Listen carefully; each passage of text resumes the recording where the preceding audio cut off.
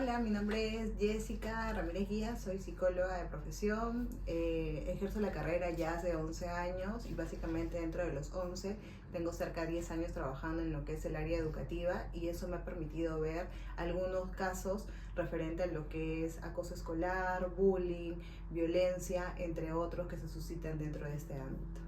Bueno, principalmente tendríamos que diferenciar la palabra acoso con lo que es hostigamiento, ¿no? Cuando nosotros hablamos de hostigamiento, estamos hablando de niveles de jerarquía, es decir, cuando hay un hostigamiento es cuando se da del docente al alumno, porque hay diferencias dentro de lo que es la jerarquía. Cuando hablamos de acoso, estamos hablando directamente entre pares, en este caso podría ser entre alumnos.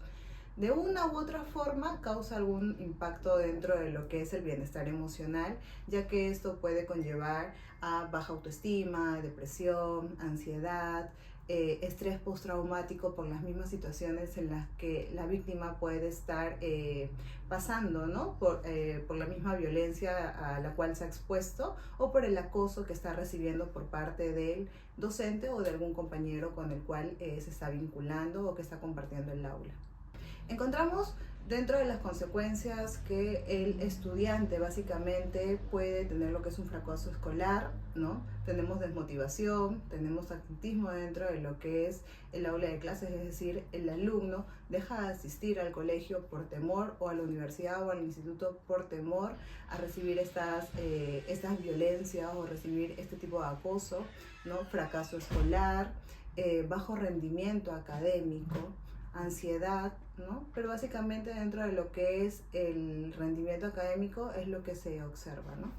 En la autoestima debe influir bastante, recordando que la autoestima es un proceso, ¿no? Y en ello, dentro de la autoestima tenemos lo que es el autoconcepto, el autorrespeto y definitivamente lo que es el acoso escolar va a influir, va a haber sentimientos de inferioridad, inseguridad, ¿no? Sensación de que de pronto todo lo que están mencionando sobre la persona, ya sean agresiones verbales, ya sean agresiones psicológicas, va a afectar a la víctima. Va a sentir de pronto que todo lo que mencionan alrededor es lo que le pertenece o que de pronto merece todo lo que le están diciendo por alguna u otra razón. En algunos de los casos, lo que es acoso dentro de lo que es acoso de parte del docente hacia el alumno, básicamente se va ligado por los estereotipos que la sociedad nos brinda. Por ejemplo, madres que de repente están estudiando y que dentro del ambiente como que no pertenecen al grupo. Entonces hay un rechazo, hay humillación. Personas que de repente tienen algún otro tipo de orientación sexual y que por esta orientación también son rechazados o son humillados. Entonces influye o afecta básicamente en la autoestima de la persona, ¿no? Dentro de lo que es la participación, vamos a notar lo que es la inseguridad, ¿no? El temor a participar, porque puede ver de que la persona que está ejerciendo el poder, en este caso el docente, anula automáticamente de que el alumno pueda dar su opinión, es decir, se le minimiza, se le puede humillar en público, entonces el alumno ya es como que de pronto no desea participar por temor a estas humillaciones o por temor a las burlas que puedan tener sobre él. Dentro de lo que es el rendimiento, como ya lo había mencionado, se va a ver lo que es un rendimiento escolar de lo normal hacia abajo, ¿no? Vamos a ver descalificaciones que van a tener, bajo rendimiento académico, ya lo que habíamos mencionado hace un momento. Se ha notado que hay campañas de lo que es buen trato. Sin embargo, ya en este ámbito de lo que es acoso del docente, las campañas de buen trato funcionarían sí, pero en este caso tendríamos que fomentar lo que son campañas basadas en lo que es el respeto por la diversidad, el hecho de respetar a las personas por el género, respetar a las personas por la religión, la raza, la cultura o el lenguaje que puedan tener. Trabajar desde allí con campañas que puedan promover este respeto o esta aceptación a la diversidad en la que nosotros nos encontramos y de repente las universidades o los institutos e incluso los colegios brindar la información de que en cada institución existe lo que es un registro de incidencias. Entonces, muchos de los alumnos desconocen sobre este registro que se envía directamente hacia el ministerio y que allí se reportan los casos. Muchos de los docentes que hacen o que violentan hacia los alumnos suelen ser retirados e inhabilitados de su profesión. Entonces es importante que los alumnos tengan este conocimiento y se fomente esta información para que el alumno también tenga la seguridad de que puede denunciar y que puede comunicarse con libertad y expresar qué es lo que está pasando, ¿no? El sentido de integración, como ya lo mencionaba, el acoso frente a lo que es del docente hacia el alumno básicamente se va a regir por los estereotipos. Entonces, la víctima va a sentir de que no forma parte del grupo, se va a aislar, no va a haber integración por la inseguridad, por la ansiedad, por los tics que pueda empezar a tener, ¿no? Tics nerviosos, de repente en algunos incluso hasta tartamudeos u otras cosas, que esto va a impedir de que ellos puedan relacionarse de forma natural. Ahora, la integración que va a tener frente a los compañeros va a ser nula, porque va a sentir este rechazo directamente del ambiente, ¿no? En algunos casos se ha evidenciado que este acoso ha traído lo que es un estrés postraumático. Este estrés postraumático no tratado a tiempo o mal llevado puede generar en adelante que la víctima pueda experimentar nuevamente las mismas emociones en otra situación. Por ejemplo, puede ser de que de repente cuando esté postulando algún trabajo o de repente tenga que realizar alguna exposición o puede enfrentarse a alguna otra situación, la víctima siente el mismo temor de ser rechazado, de ser ofendido, de ser humillado, o que incluso pueda sentir de que de pronto es merecedor de estas violencias, ¿no?, sobre su persona. A diferencia de lo que es una institución educativa de, por ejemplo, niños de primaria, en donde vamos a notar de que de repente el acoso es más directo o es más notorio quizás cuando hay violencia física, porque nos vamos a dar cuenta que existen moretones, los niños vienen de repente con con la ropa rasgada, ¿no? O vamos a sentir de repente algún otro tipo de violencia física. A diferencia de ello, cuando existe lo que es un acoso, ya sea sexual o un acoso verbal, es bastante difícil de que sea visible, ¿no? Entonces, en este caso existen algunas señales que nosotros podemos observar o que de repente podemos diferenciar para poder ayudar a la persona que es víctima.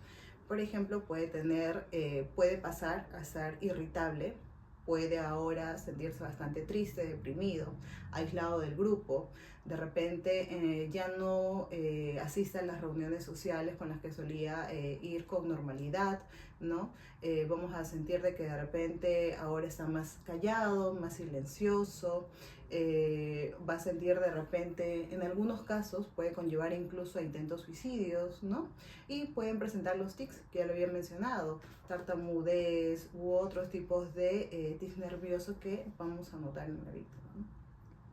Bueno, nosotros hemos visualizado ya bastantes casos asociados, sobre todo a lo que son temas de adicciones. Muchas de las víctimas tienen dos opciones, ¿no? Uno, que es el de pronto el de hablar y el de hacer viva su voz de pronto de la violencia en la cual ellos se han expuestos y trabajar en ello. Tenemos el otro grupo que de repente puede irse por lo que son las adicciones, del hecho de beber, el consumo de drogas, el hecho de tener lo que es un fracaso dentro de lo que es el ámbito académico, ¿no? Es decir, apartarse dentro de lo que estaban estudiando, simplemente rechazar. Pero debemos de trabajar en lo que es la prevención, ¿no? Trabajar mucho en la prevención, ayudar mucho en lo que es la comunicación, no minimizar cuando alguien de pronto se acerca y nos menciona que se siente incómodo con ciertos comentarios, con ciertos gestos que le realizan, es decir, escuchar atentamente qué es lo que nos están diciendo, porque cada una de esas puede ser una señal.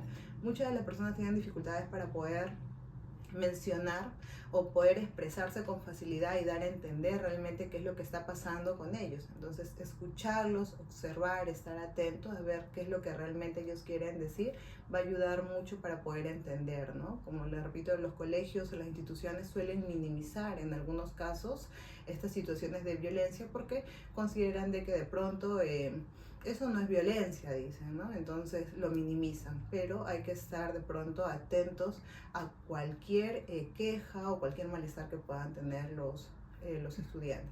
En estos últimos 10 años ha habido un reporte de un incremento. Claro está que con la pandemia se ha minimizado lo que son estos reportes, pero por ejemplo en el año 2013 aproximadamente habían 3.000 casos, ¿no? 3.000 casos de lo que eran denuncias de acoso docente. Ahora en estos últimos 10 años nos hemos dado cuenta que ha habido incluso 10.000 casos reportados. Ojo, son reportados, no son casos que realmente son los que se han dado, son los que aquellos alumnos han tenido de repente la fortaleza de poder ir y denunciar estos casos, pero existen muchos otros casos que todavía están en silencio. Para nosotros poder saber cuándo es acoso, el acoso tiene que cumplir lo que son 3 funciones, es decir, tiene que ser reiterativo. ¿Qué significa? Que tiene que ser bastante consecuente, ¿no? Tiene que darse constantemente, tiene que ser sistemático, es decir, no puede ir la violencia hoy día sobre una persona, mañana sobre otra, sino es sistemático, es con la misma persona y es el mismo grupo quien lo ejerce.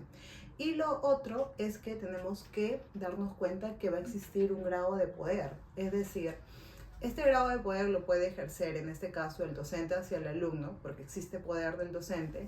Si esto es un caso de lo que son las instituciones, instituciones de primaria, de secundaria, nos vamos a dar cuenta que este poder lo puede ejercer aquella persona que puede tener mayor fuerza.